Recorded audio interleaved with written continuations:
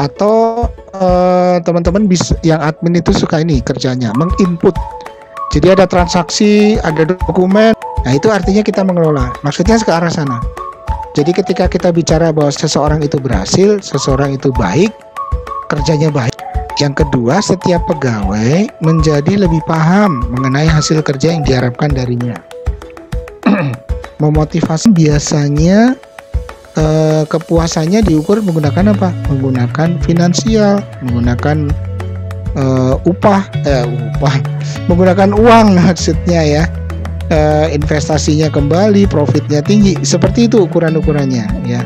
Itu untuk para shareholder atau pemegang saham ya. Dukung bagaimana bisa mencapai 2 miliar tadi, jumlah salesnya berapa, brand produknya seperti apa, itu urusan bagian marketing. Mengelola uangnya bagaimana, itu urusan bagian finance. Orangnya harus seperti apa, itu urusan bagian HR. Itu makanya masing-masing departemen punya, ada penggajian yang memotivasi, ada pengembangan kompetensi karyawan sehingga karyawannya istilahnya pinter-pinter gitu ya. Lalu diturunkan ke HR, strategi map. Jadi departemen ini siap.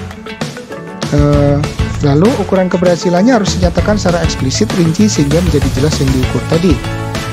Kalau menurut saya bentuknya adalah angka persen, angka rupiah, angka tanggal, hari gitu ya. Jadi kalau berbentuk angka maka itu sedikit aja dulu ya. Nah ini area kinerja utama itu, ini contoh HR manager. Area kinerja utamanya di tanggung jawabnya apa sih HR manager? Recruitment, training, performance management, employee retention gitu ya.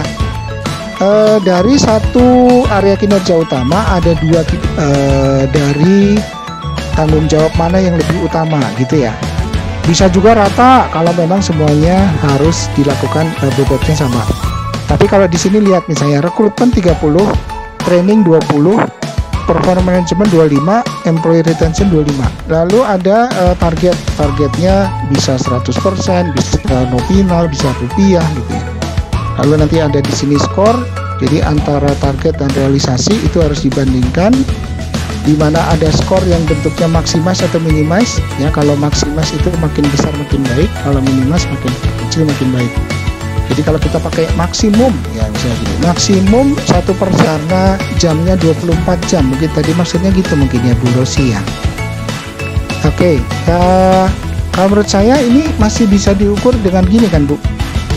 Misalnya bahwa KCS harus memfollow up customer hari yang sama. Ya, ini bisa jadi customer yang di follow up itu belum tentu bisa dihubungi.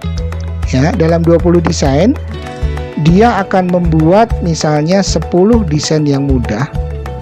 Ya, 5 desain yang sedang dan 5 desain yang sulit, kira-kira gitu, Bu. Ya, jadi dalam 1 bulan bisa portfolionya seperti itu atau dibalik portfolionya berdasarkan standar pengerjaan. Desain mesin yang mudah, anak saya waktu itu juga WFH yang tahun lalu, yang karena masih baru WFH itu mereka diminta mengisi absen atau hadir ya di jam 9. Semua mengirimkan WA bahwa saya standby, saya siap terima tugas. Lalu manajernya atau GM-nya membagi tugas, si A, si B, tugas. Bahwa CS itu harus menanggapi email pada hari yang sama. Nah, admin juga sama biasanya. Harus bisa menjurnal, harus bisa menginput pada hari yang sama. Jadi tidak boleh lebih, tidak boleh lewat hari gitu ya. Artinya pembuatan KPI masing-masing karyawan HR wajib koordinasi dengan pimpinannya.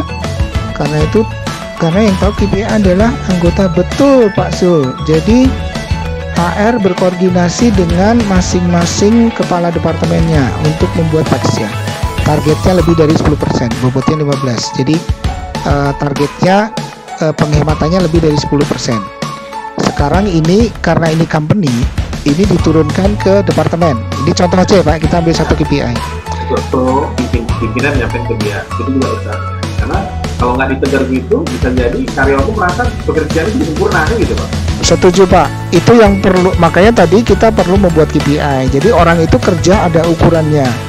Jangan-jangan saya sebenarnya yang dituntut bukan ini kan.